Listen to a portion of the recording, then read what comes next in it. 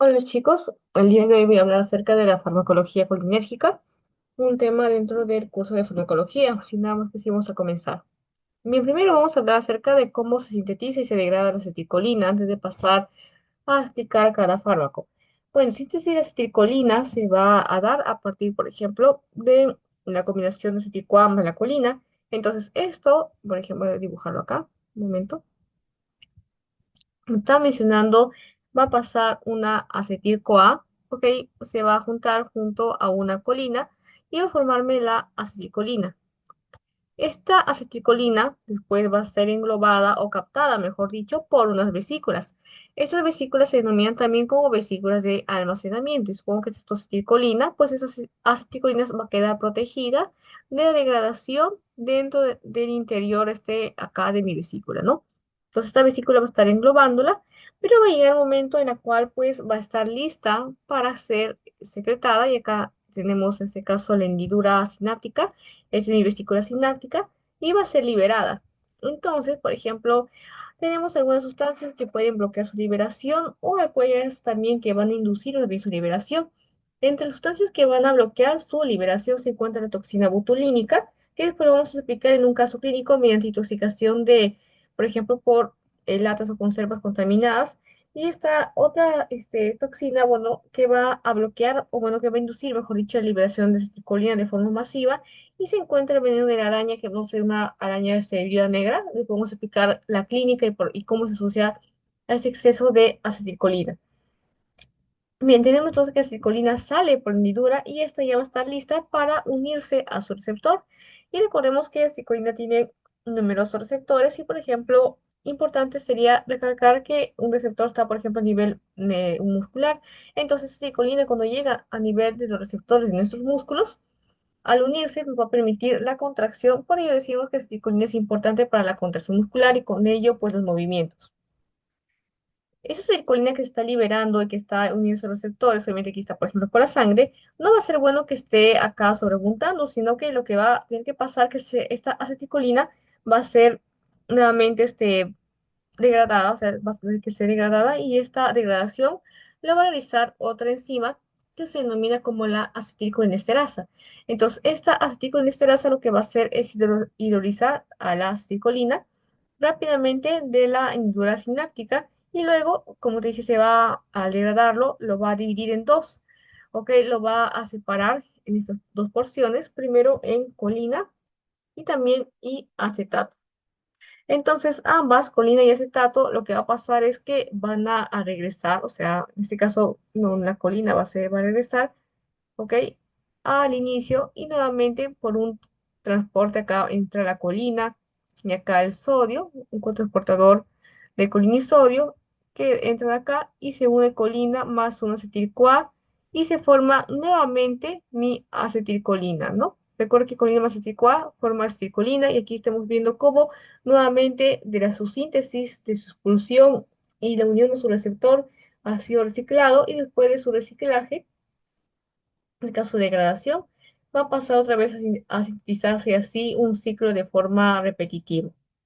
Entonces ya conocemos cómo se sintetiza la acetilcolina y sabemos que es importante también para la contracción muscular, pero vamos a ver que su función no solamente se va a limitar a la contracción muscular, sino que también tiene varios efectos en distintas partes del organismo.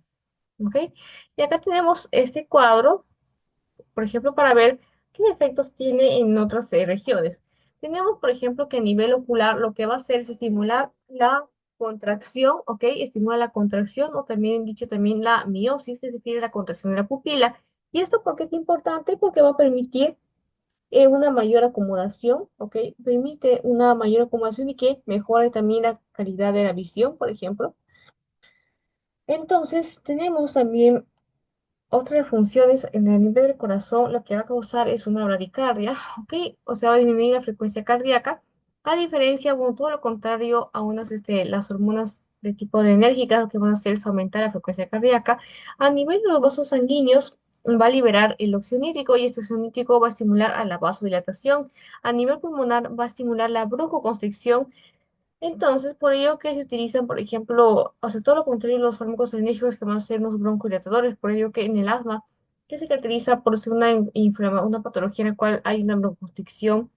Se utilizan fármacos que sean agonistas adrenérgicos, ¿no? Beta 2 adrenérgicos para estimular la broncodilatación. Y se utilizan también antagonistas colinérgicos como el bromuro dipratropio, porque lo que se quiere hacer más bien es bloquear la broncoconstricción. Y se utiliza un antagonista, en este caso de acetilcolina, no un agonista. A nivel del tracto gastrointestinal tenemos que va a incrementar la motilidad, aumenta también las secreciones. En la vejiga urinaria va a estimular la producción de orina y para ello lo que va a hacer es que a nivel del músculo destructor va a estimular la contracción. Sin embargo, a nivel del trígono y esfínter va a provocar su relajación y esto favorece a la salida de orina.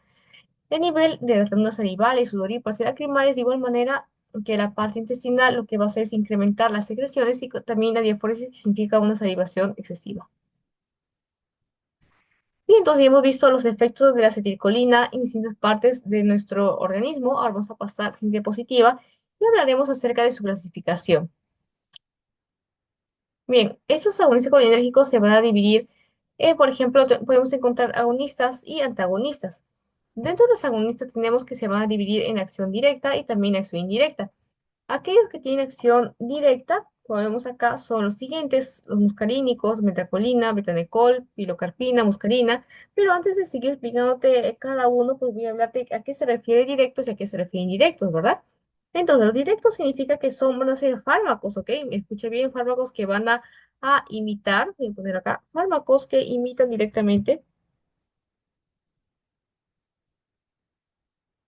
son fármacos que imitan directamente a la acetilcolina. ¿Ok? En cambio, tenemos a los fármacos indirectos. Estos lo que van a hacer es inhibir más bien a una enzima que sería la acetilcolinesterasa. Lo ponemos acá, inhiben la acetilcolinesterasa. Bien, entonces, como estaba mencionando, los directos van a imitar directamente a acetilcolina y de esta manera, pues al imitarla, van a unirse y activar los receptores colinérgicos, por ejemplo, muscarínicos o nicotínicos. Pero acá no hay una dependencia de la acetilcolinesterasa, ¿sí? No hay dependencia de la acetilcolinesterasa. Bien, entonces acá en estos fármacos, pues como te dije, no hay dependencia de este tipo de enzima, pero acá vamos a ver que imitan directamente la acetilcolina. Como te dije, su mecanismo de acción consiste en que estos fármacos se unan a receptores colinérgicos, como están los muscarínicos y también los nicotínicos. Recuerda que los muscarínicos están ubicados en órganos efectores, como son, vamos a poner acá, espérate, muscarínicos se ubican en el corazón, ¿ok? En el tracto gastrointestinal, también se van a ubicar en las glándulas exocrinas. Y los nicotínicos se van a ubicar en los ganglios autonómicos y también a nivel muscular en la unión neuromuscular. Bien, entonces son los dos sitios que podemos encontrar, por ejemplo, receptores y estos fármacos se van a unir en cualquiera de estos. Con respecto a los efectos fisiológicos, vamos a ver que eso va a depender si el receptor activado es muscarínico o es nicotínico. Si es de tipo muscarínico, va a ser efecto, como te dije, a nivel, por ejemplo, ocular, lo que va a causar, como tú ya sabes, la circulina es una miosis, una contracción de músculo ciliar. Si es a nivel del corazón, también de tipo receptor muscarínico y va a causar una bradicardia.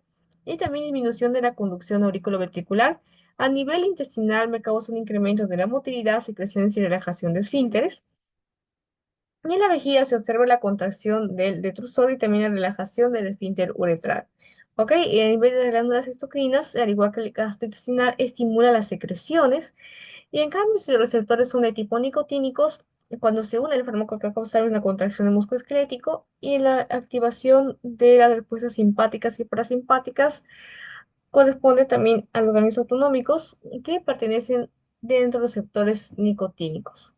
Entonces acá están los ejemplos, mira, los fármacos, recuerda aquí carbacol, para que te acuerdes puede ser como caracol, metacolina como que pues, llegase a una meta, pilocarpina como una carpa, ¿no? Muscarínica como una muesca, o sea, como un gesto, betanecol, como serlo como una letra del alfabeto, ¿no? Para que puedas asociarlo y tipo fácilmente, como que perdón, caracol llegó a la meta, por ejemplo, así, ¿no?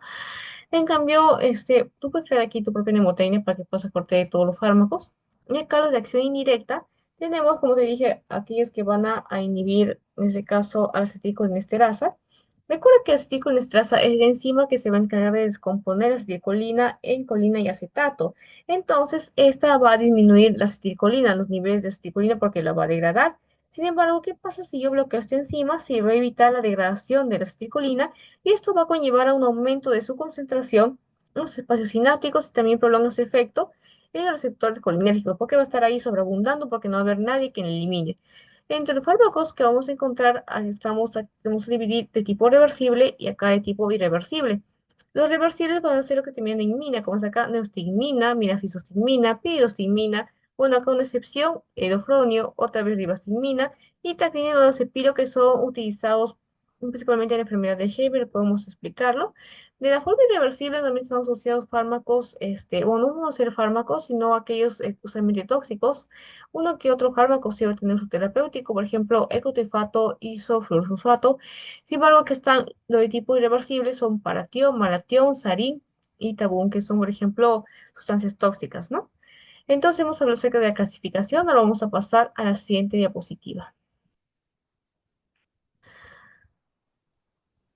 Bien, este es un cuadro que nos está hablando acerca de lo que hemos mencionado anteriormente. Recuerda que si colina a nivel cardíaco va a generar una disminución a bradicardia. A nivel de las arterias también disminuye el tono, pues la arteria también disminuye. O sea, va a ser todo lo contrario a una respuesta enérgica, porque recuerda que los enérgicos estimulaban bien la frecuencia cardíaca, la presión arterial. A nivel pupilar provoca una constricción, una miosis, salivación aumenta, lagrimeo también, a nivel intestinal también aumenta. Y bueno, ya todo lo que te había mencionado anteriormente. Bien, continuamos. Acá también, bueno, es un cuadro específico de qué es cómo va a actuar a nivel ocular. No te va a venir el examen eso, sino claramente lo dejo si es que quieres saber, por ejemplo, cómo va a actuar a nivel de las fibras a nivel ocular.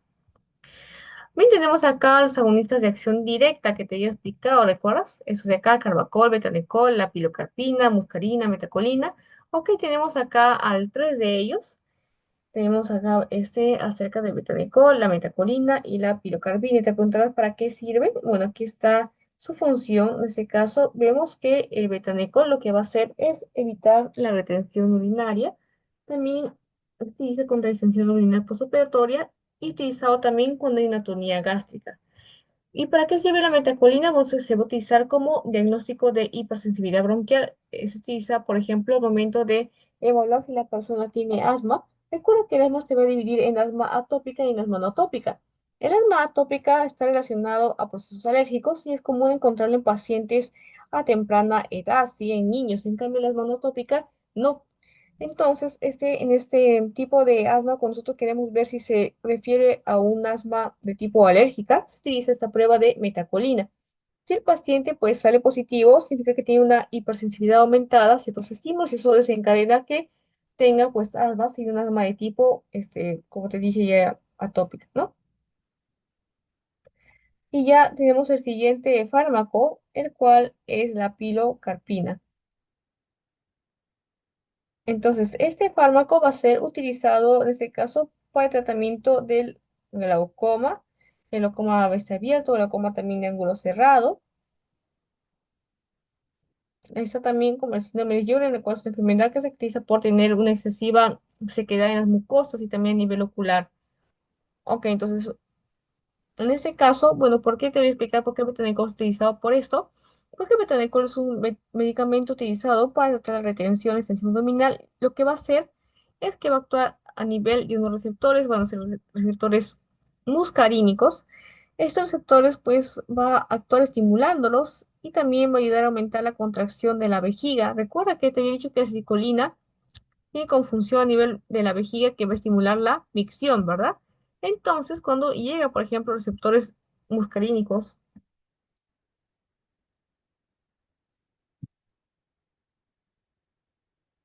de la vejiga, es que va a estimular en este caso la contracción de esta y también de esta manera se va a mejorar el vaciamiento urinario.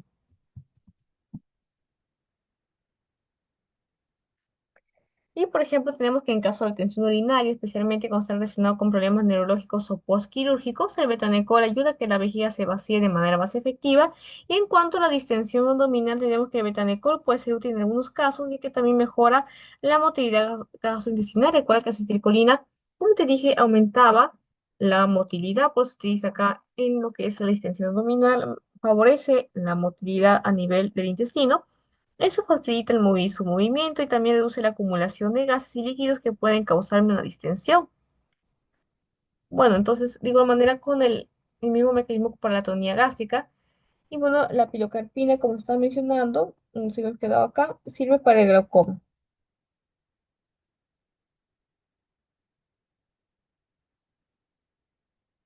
Y bueno, te preguntarás en este caso, ¿por qué sirve para el glaucoma? ¿Cómo es que funciona? Pues la pilocarpina va a ser utilizado como un tratamiento para esta enfermedad, y ya que es un agonista. Y estamos viendo que es un agonista colinérgico de tipo muscarínico. Este entonces va a actuar estimulando receptores de acetilcolina, estimula receptores de acetilcolina en el ojo. Esto provoca una contracción del músculo ciliar, lo cual va a aumentar el drenaje de humor acuoso, es decir, el líquido entre el ojo a través del canal de Schell, ¿ya? Entonces, al mejorar el drenaje, está mejorando el drenaje del humor acuoso. La pilocarpina ha ayudado a reducir la presión intraocular, que es el factor principal para el desarrollo y progresión del glaucoma, ¿sí? Porque en el glaucoma tenemos que la presión intraocular está demasiado elevada, y como ven, mediante este mecanismo la pilocarpina ha ayudado pues a reducir la presión intraocular, y es importante ya que nos previene daños a nivel del nervio óptico, que es por ejemplo común en el glaucoma, ¿no? Y vamos a seguir con esta diapositiva. Mira, acá tenemos algunos fármacos que son agonistas, ¿ok? Vamos a hablar acerca de ellos. Bueno, tenemos acá cicolina, que la vía de administración hace de vía intraocular, y recuerda que la cicolina se encarga a nivel ocular de provocar miosis o midriasis. La respuesta sería miosis, ¿no? En el caso del betanecol, la administración puede ser de tres vías: oral, subcutánea, intracoronaria. Entre sus funciones está que nos sirve, por ejemplo, para la retención urinaria. Te expliqué por qué, porque va a estimular en este caso la micción, la producción de orina, y también por parte de la angiografía coronaria. La metacolina, te acuerdo que también te expliqué que sirve para diagnosticar el asma de tipo atópica, y va a ser utilizado como saca en prueba de hiperactividad bronquial, que es sinónimo de asma. El carbacol también te expliqué cómo es que reducía la presión intraocular, y mediante esto pues se ayudaba a combatir el glaucoma. La pilocarpina también para el glaucoma, además del síndrome de Sjögren.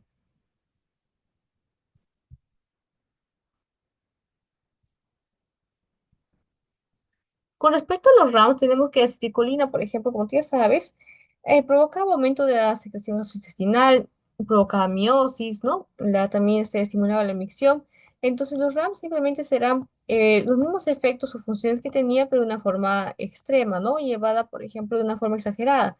Por lo tanto, podemos encontrar náuseas, vómitos, diarrea, calambres intestinales, porque va a favorecer el aumento de secreciones, salivación, porque también estimulaba la salivación, en este caso en las glándulas sudoríparas, también estimulaba, en este caso la sudoración, sería aquí, afectaría glándulas, por lo tanto, salivales, sudoríparas. Entonces todas ellas van a incrementar su producción. También produce vasodilatación cutánea, broncoconstricción, como estaba mencionándote, porque era todo lo contrario a las hormonas alérgicas que estimulaban la broncodilatación. Incontinencia urinaria, puede ser un tipo un RAM. A nivel ocular, la miosis, que va a ser tan excesiva que, como está construyendo esta pupila, va a dificultar la visión, especialmente durante las noches.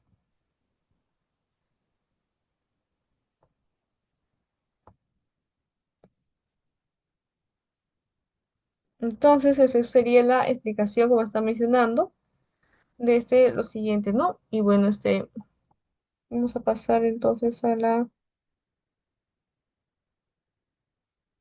Bueno, aquí como dice la pregunta, que se deben estas RAMs, como te dije, las náuseas, vómitos, diarrea, calambres son en consecuencia de estimulación de receptores muscarínicos a nivel gastrointestinal. La vasodilatación se debe a que el aumento de actividad colinérgica puede llevar a una dilatación de vasos sanguíneos, entonces resulta en enrojecimiento, en incontinencia urinaria porque aumentaba la contracción de la vejiga y reducía su capacidad de almacenar orina, ¿recuerdas? Entonces, tenemos también que estos fármacos colinérgicos están contraindicados para algunas personas, por ejemplo, en pacientes que tengan asma, insuficiencia cardíaca, úlcera péptica e hipertiroidismo. ¿Ok? En pacientes que tengan asma, se van a saber que se van a caracterizar porque tienen inflamación crónica e hiperactividad de vías respiratorias. Por lo tanto, se dice que esos pacientes tienen una mayor sensibilidad a diversos estímulos. Por ejemplo, el asma, personas que son asma van a ser desencadenadas por factores de riesgo como son el frío, contaminantes, pero también alérgenos, pero de animales, alérgenos, por ejemplo, de cucaracha, el estrés o emociones, ¿no? Claro, estrés, trabajo, ejercicio. Entonces son una serie de factores, incluso más, por ejemplo, también está el reflujo gastroesofágico, que personas asmáticas van a reaccionar de una forma exagerada a estos estímulos.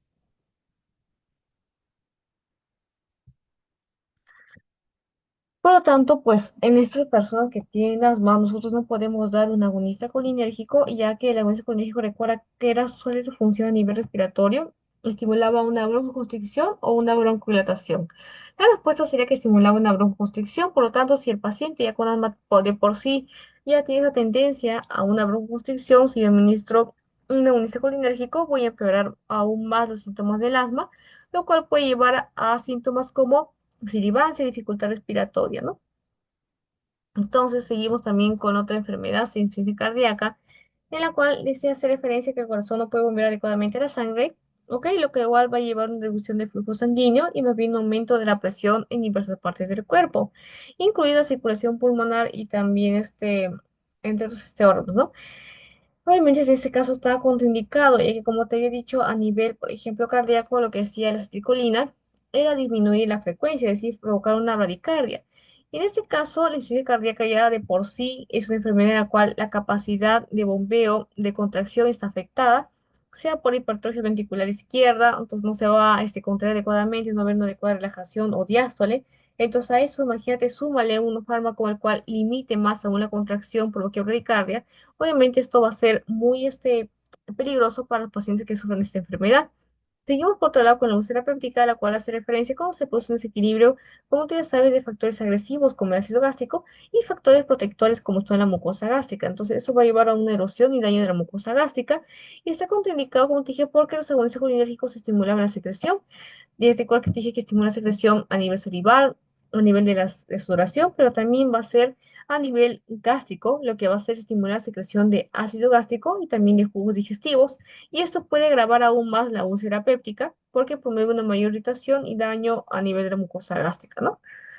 Bueno, también está complicado en hipertiroidismo, ya que en este caso la enfermedad tiene como consecuencia que es el metabolismo y también aumenta la frecuencia cardíaca, aumenta la presión y hay mayor excitabilidad.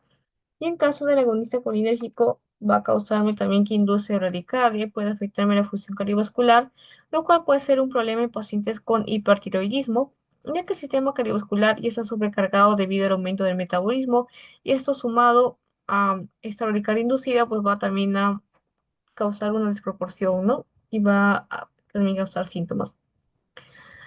Cuando nosotros damos, por ejemplo, hay una sobredosis, en este caso de fármacos agonistas se trata con atropina, que es un antagonista, o también epinefrina. Tenemos resolvido dos preguntas acá, vamos a pasar a la siguiente.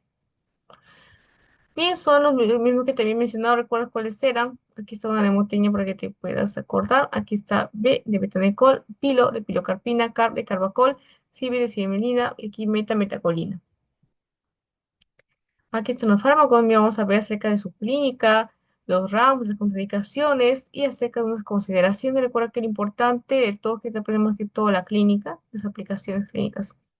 La metacolina te había dicho que era utilizado como para el diagnóstico de asma o hiperactividad bronquial. Estos son los ramos que no van a importarme mucho, ¿ok? Contraindicaciones tan buenas, sí también puede ser, pero no es tanto. Y esto sí también. El carbacol va a ser también otro agonista de tipo directo que va a ser utilizado para glaucoma de ángulo abierto. Recuerda que lo que hacía era reducir la presión intraocular y esto reducía así la gravedad del glaucoma. Te expliqué también por qué. Importa más eso. Recuerda que esto no tanto como te dije, ramos y contraindicaciones, pero también te puedo preguntar. El betanecol va a hacer incrementar la motilidad a nivel urinario y gastrointestinal. Recuerda que un agonista colinérgico se encargaba de eso, ¿no? De incrementar la motilidad y también la secreción. Obviamente de ramos encontraremos la sudoración excesiva, náuseas, poliacuria, rinitis. Está contraindicado en este caso de obstrucción gastrointestinal o también urinaria. O se incrementa la motilidad, pero vamos a ver que está contraindicado si es que la causa de la disminución de motilidad sea por una obstrucción. Ahí sí no se recomienda utilizar betanecol, no se debe de dar. Antes de seguir con las siguientes preguntas, vamos a hacer un repaso de todo. Recordemos que hemos visto a los fármacos colinérgicos, hemos visto las funciones de la acetilcolina en diversas partes del organismo, también sobre su síntesis. Importaba más acerca de la clasificación, visto fármacos de acción directa, los cuales actuaban de forma similar a la acetilcolina. Están la metacolina, carbacol, betanecol, estotamina, pilocarpina, muscarina, nicotínicos como la nicotina. Y de acción indirecta está la neostigmina, priostigmina, fisostigmina, está también la tacrolidonas utilizados para Alzheimer, ribostigmina. Y de forma irreversible tenemos sustancias ya más tóxicas, dañinas, con excepción de estas dos, ecotrofiato y isofosfato, pero además sí son tóxicas como son paratión, malatión, sarín y tabú. Lo mismo que hemos visto en el cuadro anterior rojo, acá también el betonicol recuerda que es para retención urinaria, ok, distensión dominante, expliqué por qué, porque incrementaba la motilidad y esto hacía que pues también no se hay un acúmulo de gases ni de líquidos en el intestinal. Betacolina utilizado por el asma para diagnosticar un asma de tipo atópica y pilocarpina para determinar si el paciente tiene glaucoma. Acá también los fármacos metacolina recuerda para el asma, betanecol, ¿para qué? Para la retención urinaria, acetilcolina intraocular para inducir miosis, carbacol para la cirugía oftálmica, posiblemente para el glaucoma, y capilocarpina también para el glaucoma, xerostomía o síndrome de Sjögren, que es una enfermedad que tiene una excesiva cantidad de sequedad en las mucosas. Hemos visto los RAM, que viene a ser una extensión, viene a ser náuseas, vómitos, diarreas, calambres, salivación excesiva o irritación cutánea, constricción, incontinencia urinaria, a nivel ocular puede haber disminución de la visión nocturna por ese exceso de miosis. Y hemos visto también las contras de estos fármacos, algunos ejemplos, fármacos. Ahora pasamos a las preguntas. Entonces, ¿para qué se utilizaba la metacolina? Diagnóstico del ángulo abierto, diagnóstico de asma, incremento de la motilidad, tratamiento de la iritis aguda. La respuesta sería acá, diagnóstico de asma. ¿Cuál de los siguientes efectos adversos puede causar la metacolina? Aquí la respuesta sería cefalea, disnea, lo puedes encontrar en mi cuadrito que había puesto. ¿Qué condición está contraindicada la metacolina? Bueno, acá sería ataque cardíaco o aneurisma aórtico que también estaba en el cuadro. ¿Por qué se utiliza el carbacol? Recuerda que era a nivel ocular. La respuesta sería tratamiento de glaucoma de ángulo abierto. Y un efecto adverso acá sería sudoración, náuseas y poliacuria. Entonces, acá está la respuesta a todo, ¿ok? En estas tablas.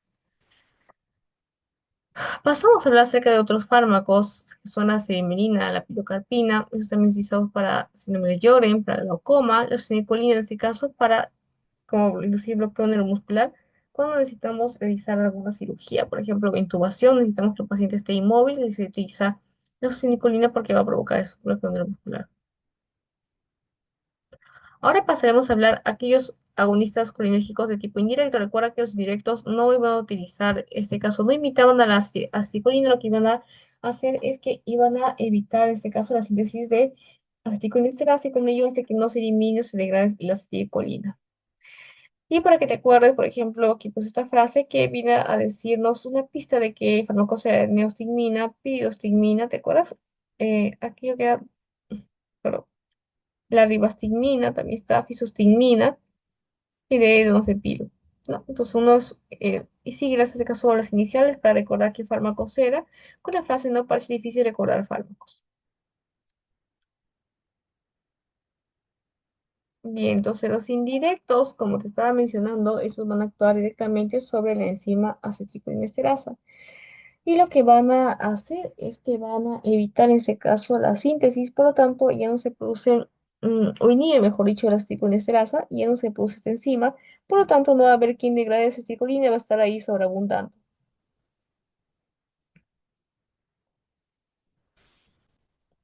Bien, nos tenemos acá, como dice acá, la acetocolinesteasa, que se logra degradar acetilcolina, acetato y encolina, pero va a haber en caso inhibidores de esta aceticolinesteasa, como son estos fármacos de tipo indirectos, como el ecotrifato, el edofronio, la neostimina y la fisostigmina, que no van a permitir que se active o actúe la aceticolinesteasa, degradando la acetilcolina en acetato y colina. Entre los fármacos encontramos a la neostigmina, piriostigmina, edofronium. Mira que hay el uso clínico importante para la miastenia gravis, la retención urinaria, por el mismo modo que va, en este caso, a estimular pues la motilidad intestinal.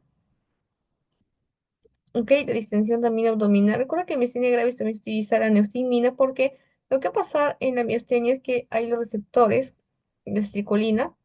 Estos receptores de miastenia, porque es una enfermedad autoinmune, van a estar dañados. Entonces, la acetilcolina no se va a unir adecuadamente, o si se une, no va a ejercer correctamente su función porque el receptor de acetilcolina está dañado. Y recuerda que la acetilcolina a nivel muscular era importante para realizar la contracción, por lo tanto, si no se une, no va a realizarse contracción y el paciente, pues, tiene la clínica típica de miastenia gravis que se caracteriza por una parálisis, por ejemplo, una tos palpebral, esa dificultad para vocalizar, para momento de deglutir, ¿no? Por lo tanto, si yo quiero tratar a una paciente con miastenia gravis, lo que voy a dar son fármacos como la neostigmina, porque lo que van a hacer es actuar sobre la acetilcolinesterasa y va a evitar que se degrade. Entonces, como se evita que se, mejor dicho, o inhibe la acetilcolinesterasa, inhibe la acetilcolinesterasa, lo que va a hacer que no se sigue habiendo aceticolina y no va a haber nadie que la degrade. Y esta aceticolina va a ser importante en pacientes con miastenia porque va a permitir la contracción muscular y puede revertir pues esa parálisis que ha tenido el paciente, ¿no? Pues lo que te dice miastenia. De la misma manera, distensión urinaria por el mismo mecanismo que estimula el perisaltismo, en este caso movimiento. Y bueno, también se va a dar en sobredosis, por ejemplo, de bloqueadores de musculares, porque en este caso también tiene casi misma fisiopatología que la miastenia, no se puede mover el músculo y utilizamos, por ejemplo, para decularizar en caso de que haya una musculosis de bloqueadores. La piridostigmina, que es utilizado también en miastenia gravis, pero mira que acá ya sería de miastenia gravis crónica, y el edofronio para diagnosticar la miastenia gravis y también diferenciar de la crisis colinérgica de miastenia. Estas las vías que no serán importantes. Seguimos con otros fármacos también indirectos, como son el donazepilo y la tacrina. En estos casos, utilizados para enfermedad de Scheimer y la fisostigmina también para el glaucoma. Vamos resolviendo algunas preguntas. Uy,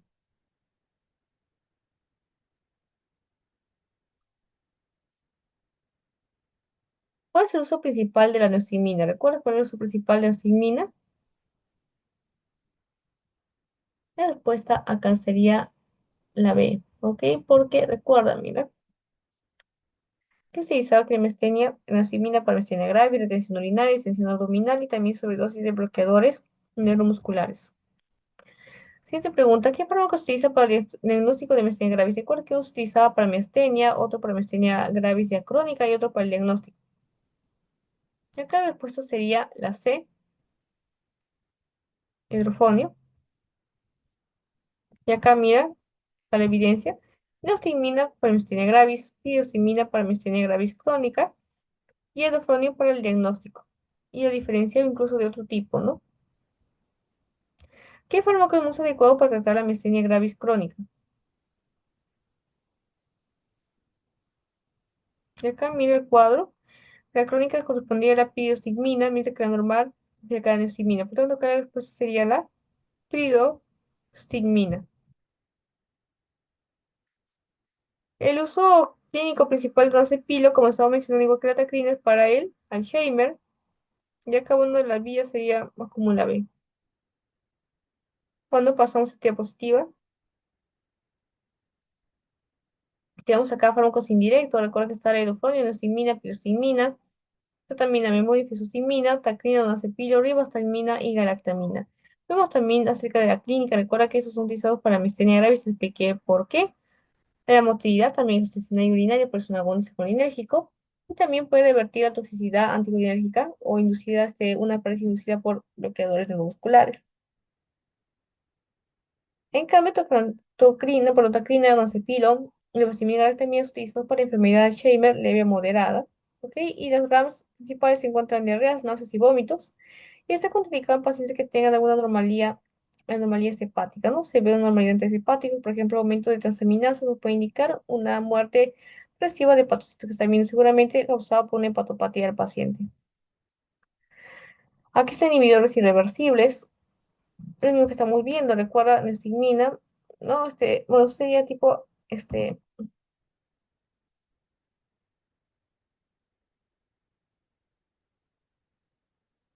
sería en este caso un colinérgico, ¿sí? De tipo irreversible, que me confundí.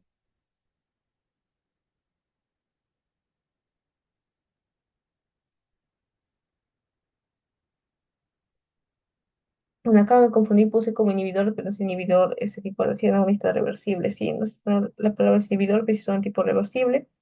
Cada uno dice no se pide tacrina. Ahora pasemos a hablar acerca de inhibidores irreversibles de la aceticolinesterosa. Entonces, acá vamos a encontrar inhibidores irreversibles, principalmente fármacos que bloquean de manera permanente a una enzima que es la enzima acetilcolinesterasa. Entonces, si bloqueas enzima acetilcolinesterasa, va a estar aumentando acetilcolina a nivel fuera de la indurrea sináptica. Dentro de los usos, por ejemplo, podemos encontrar que dice el isofosfato y el cotefato. Entonces, ambos van a ser aplicados de manera tópica en el saco conjuntival. Su uso principal es el glaucoma de ángulo abierto, cuando los ojos bióticos no funcionan. Como advertencia, tenemos que no se debe utilizar en el glaucoma congestivo.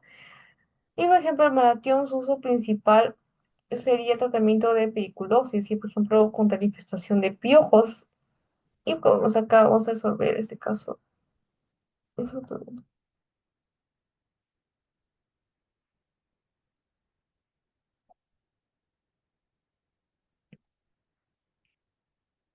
Bien, nos vamos a explicar acerca de la pediculosis. Hemos revisado preguntas que son, bueno, de otros cursos, pero seguramente nos pueden ayudar, por ejemplo, para comprender por qué sirve, ¿no? Cómo que funciona esto como un inhibidor irreversible.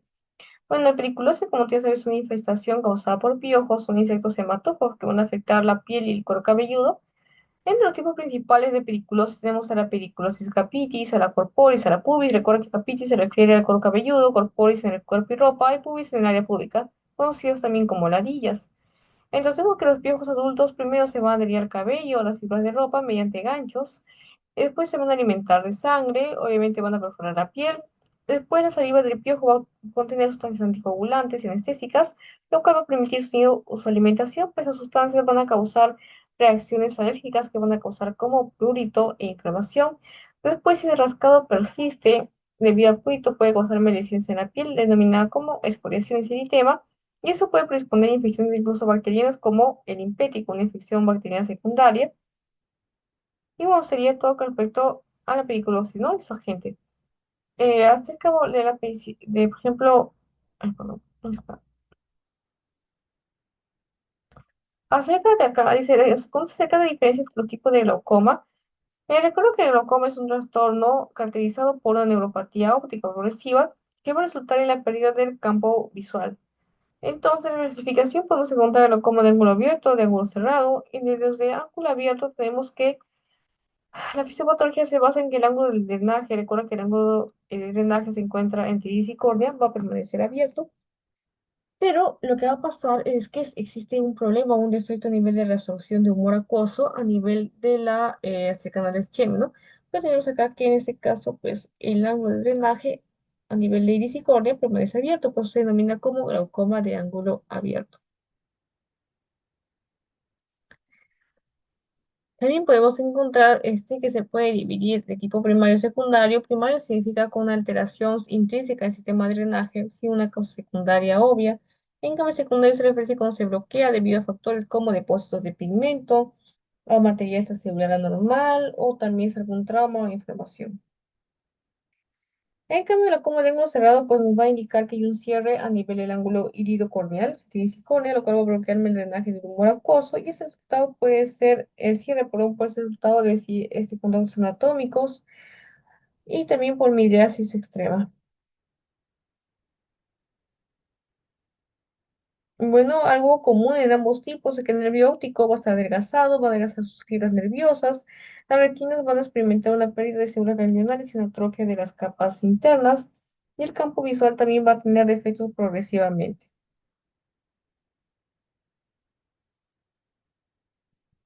Bien, pasamos ahora acerca de los fármacos que intervienen con la inversión de acetilcolina y otros también que van a promover. Nos tenemos acá primero a la toxina botulínica, en la cual va a ser la toxina producida por una bacteria importante, muy mortal, que es Clostridium botulinum. ¿Ok? Entonces, esta toxina va a ser liberada por este tipo de bacterias, de Clostridium, el cual es muy común encontrarlo, por ejemplo, en conservas mal almacenadas. Ok, en este caso, la toxina botulínica lo que va a hacer, voy a poner acá. Bien, la toxina botulínica hace esto, va a inhibir la liberación de acetilcolina. Esto pues va a bloquear que se fusionen las vesículas sinápticas con la membrana presináptica e impide la liberación de acetilcolina, lo cual resulta en una parálisis, obviamente, porque no está viendo esta acetilcolina esencial para la contracción muscular, por lo cual hay una parálisis muscular de forma temporal debido a su capacidad pues, para causar parálisis la toxina botulínica. Se va a utilizar en este caso de manera terapéutica en condiciones como el estrabismo, el blefalospasmo y también enfermedades con espasticidad muscular, pero obviamente esas son algo controladas dosis, pero por lo general cuando hay toxina botulínica, cuando nosotros ingerimos alguna conserva que tiene esta abundancia, esta toxina, lo que nos va a causar pues evadir todos daños, daños, ¿no? Porque nos van a bloquear, en este caso inhibe la liberación de acetilcolina y esto resulta en una parálisis muscular, por ello que esta toxina, una intoxicación por esta toxina, suele ser mortal. Bien, seguimos acá. Otra especie particular que lo que va a hacer muy bien es aumentar o promover la descarga masiva de vesículas de acetilcolina. Se encuentra, por ejemplo, la latrotoxina. Este va a ser un veneno de la araña viuda negra, lo cual va a promover la liberación masiva de acetilcolina al de las vesículas presinápticas. Eso provoca una estimulación excesiva de los receptores colinérgicos. Va a provocar una parálisis tónica, es una contracción muscular continua, y con el tiempo esta parálisis tónica va a evolucionar a una parálisis de tipo flácida porque se está agotando la acetilcolina, ¿ok? Pero sería, como te digo, cuando ya pase el tiempo, pero primero va a ser así. Entonces, la toxina es un veneno peligroso y al ser un veneno peligroso también no tiene ninguna aplicación terapéutica debido a su efecto tóxico. En cambio, el anterior, por ejemplo, sí tenía, ¿no? Una aplicación terapéutica, pero también de forma patológica o no infecciosa sería por una bacteria, pero acá no tiene nada, ningún beneficio. Entonces, contigia está causado por el veneno de este tipo de araña, la viuda negra.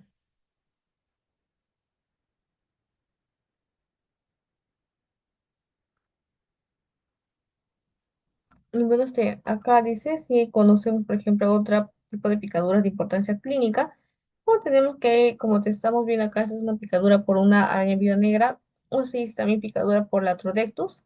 El veneno de la viuda negra contiene una toxina que es la alfa-latotoxina, es una neurotoxina que causa liberación masiva, como está mencionando, de neurotransmisores como la acetilcolina, y eso resulta en estimulación excesiva del sistema nervioso, por lo cual podemos ver, pues, en la patología puede haber dolor punzante, eritema. A nivel sistémico encontramos dolor muscular intenso, hay hipertensión, taquicardia, sudoración, ¿no? Además, tenemos otro tipo de picadura, sería picadura por los oceles, que se denomina también como araña violinista. En este caso, el veneno no va a contener la otra toxina, pero sí va a contener esfingomilinasa. Esta va a ser una enzima importante porque va a inducir la necrosis, ¿ok? La necrosis tisular, la cual, por ejemplo, descomponer la esfingomilina, lo va a inducir y va a provocar también como lesión local una lesión inicialmente indolora, seguida de un prurito y dolor.